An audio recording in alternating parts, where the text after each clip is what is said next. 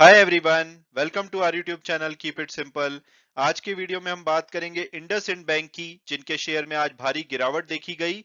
और इसके पीछे की वजह है क्योंकि 9 जुलाई को चेन्नई में इनके कुछ एम्प्लॉइज और एंटिटीज के अगेंस्ट फाइनेंशियल इरेगुलरिटीज की एफआईआर रजिस्टर कराई गई है, जिसके बाद जो एनफोर्समेंट डायरेक्टरेट यानी कि ईडी है, वो इनके एम्प्लॉइज और एंटिटीज की इन्वेस्टिगेशन कर रहा है। तो आज की वीडियो में हम इस टॉपिक को डिटेल में डिस्कस करेंगे और ये भी बात करेंगे कि क्या करंट प्राइस पे आपको इंडसइंड बैंक का शेयर लेना चाहिए या नहीं। और आगे बढ़ने से पहले अगर आपने अभी तक चैनल को सब्सक्राइब नहीं किया तो प्लीज सब्सक्राइब करके हमें मोटिवेट कीजिए। तो सबसे पहले अगर बात की जाए कंपनी ओवरव्यू की, तो इंडसइंड बैंक भारत का फिफ्थ लार्जेस्ट प्राइवेट बैंक है। ICICI bank, HDFC bank, axis bank और कोटक महिंद्रा बैंक के बाद इनका नंबर आता है। इनके लगभग 2,93,349 करोड़ के डिपॉजिट्स हैं। 2,40,000 करोड़ के आसपास की इनकी लोन बुक है।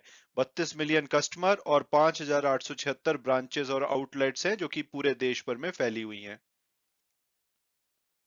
और अब अगर बात की जाए लेटेस्ट डेवलपमेंट की, तो इंडसइंड बैंक ने आज यानी कि 13 जुलाई को स्टॉक एक्सचेंज को इन्फॉर्म किया है। ये इनका लेटर है जो कि इन्होंने नेशनल स्टॉक एक्सचेंज को भेजा है।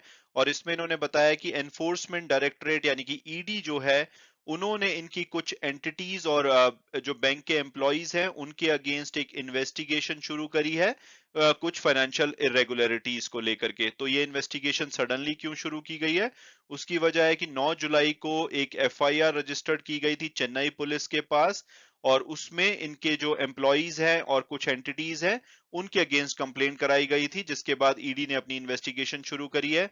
हालांकि बैंक ने बोला है कि इनका कोई भी क्रेडिट एक्सपोजर नहीं है इन एंटिटीज को लेकर के। ये कोई रेमिटेंस ट्रांजैक्शन फ्रॉड से रिलेटेड मामला है जो कि 2011 से 14 के बीच में हुआ था, यानी कि पुराना मामला है। और आज की डेट में इसका कोई क्रेडिट एक्सपोजर नहीं है।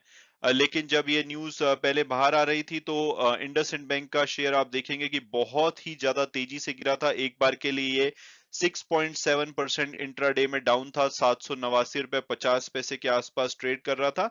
लेकिन जब इनकी ये स्टेटमेंट आई कि इन्होंने स्टॉक एक्सचेंज को इन्फॉर्म किया है, तो इसके बाद थोड़ी सी इसमें रिकवरी देखी गई और अल्टीमेटली ये 819 रुपए 5 पैसे पे बंद हुआ है, जो कि 3.31% ओवरऑल इंट्राडे में डाउन है।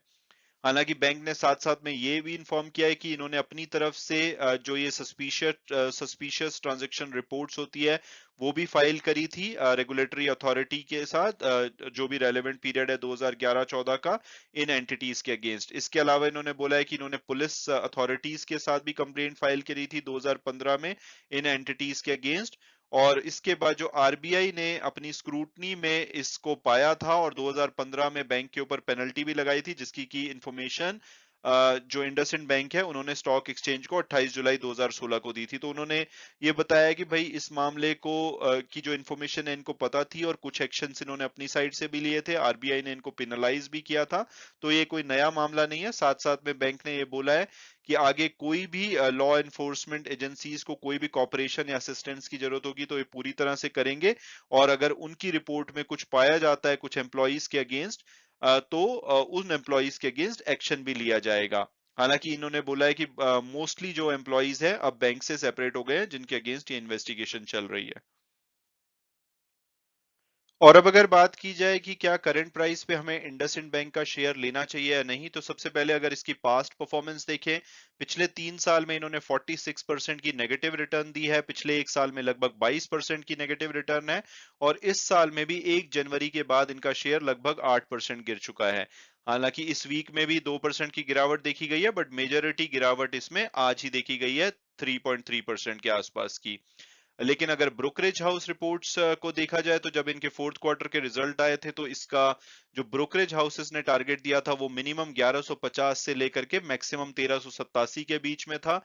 तो अगर हम ऑन एन एवरेज लगाएं तो लगभग 1250 का टारगेट प्राइस आता है। और अगर हम टिकर टेप के प्रेडिक्टिव एनालिसिस को देखें तो वो इसका एवरेज टारगेट प्राइस 1175 के आसपास देते हैं, हायर साइड पे 1540, लोअर साइड पे 920 के आसपास। जो आज की क्लोजिंग हुई है वो 819 रुपए पे हुई है, तो उस हिसाब से तो ये अभी अपने लोएस्ट टारगेट प्राइस से भी नीचे अवेलेबल है। तो वैल्यूएशन काफी अट्रैक्टिव है। हालांकि इसकी पास्ट परफॉर्मेंस अच्छी नहीं रही है, डिविडेंड भी अच्छा कंपनी नहीं देती है, लेकिन ओवरऑल वैल्यूएशन वाइज इस टाइम पे इनका शेयर प्राइस अट्रैक्टिव लगता है। और अगर इनके फंडामेंटल और पीयर्स एनालिसिस को देखा जाए तो एक लार्ज कैप कंपनी बोली जा सकती है, लगभग 64,000 करोड़ रुपए का मार्केट कैपिटलाइजेशन है।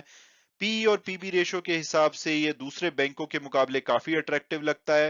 रिटर्न ऑन इक्विटी 10% की है, कैपिटल एडिक्वेसी रेशो स्ट्रांग है, नेट इंटरेस्ट मार्जिन थोड़ा सा लोअर साइड पे है बट फिर भी ठीक ठाक है इन कंपैरिजन टू जैसे एक्सिस बैंक वगैरह को लेकर के। तो ओवरऑल अगर मेरी पर्सनल ओपिनियन पूछी जाए, मुझे लगता है कि अगर आपको इस बैंक में भरोसा है तो ये इस टाइम पे अच्छे वैल्यूएशन पे अवेलेबल है, तो किसी भी गिरावट पे इसको लिया जा सकता है लॉन्ग टर्म पर्सपेक्टिव के साथ। बैंक के साथ जो प्रॉब्लम है वो यही है कि पहले भी इनके ऊपर कुछ माइक्रो फाइनेंस इनकी जो एंटिटी थी उनके अगेंस्ट कुछ लोन एवरग्रेनिंग का मामला था कि भाई इन्होंने बिना अपने कस्टमर की मर्जी के उनको लोन दिए ताकि इनके एनपीएस कम आ सकें। उसके बाद अब ये मामला सामने आ रहा है, हालांकि ये पुराना मामला है, लेकिन अगर ईडी ने कुछ फर्दर इसमें पाया तो इनके लिए नेगेटिव हो सकती है, क्योंकि अगर किसी कंपनी के गवर्नेंस इशू हैं तो वो आगे चल के प्रॉब्लमेटिक हो सकते हैं। बट एज फार एज यहाँ पे कुछ निकल के नहीं आता, आपको भरोसा है, तो वैल्यूएशन वाइज इसको लॉन्ग टर्म के लिए लिया जा सकता है। हालांकि वीडियो क्लोज करने से पहले मैं हमेशा की तरह डिस्क्लेमर दूंगा कि जो भी व्यूज हैं वो मेरे पर्सनल हैं। अगर आप इसी शेयर में इन्वेस्ट करना चाहते हैं तो अपनी फर्दर रिसर्च के बेसिस पे ही कीजिए। Thanks so much for watching the video and God bless you all.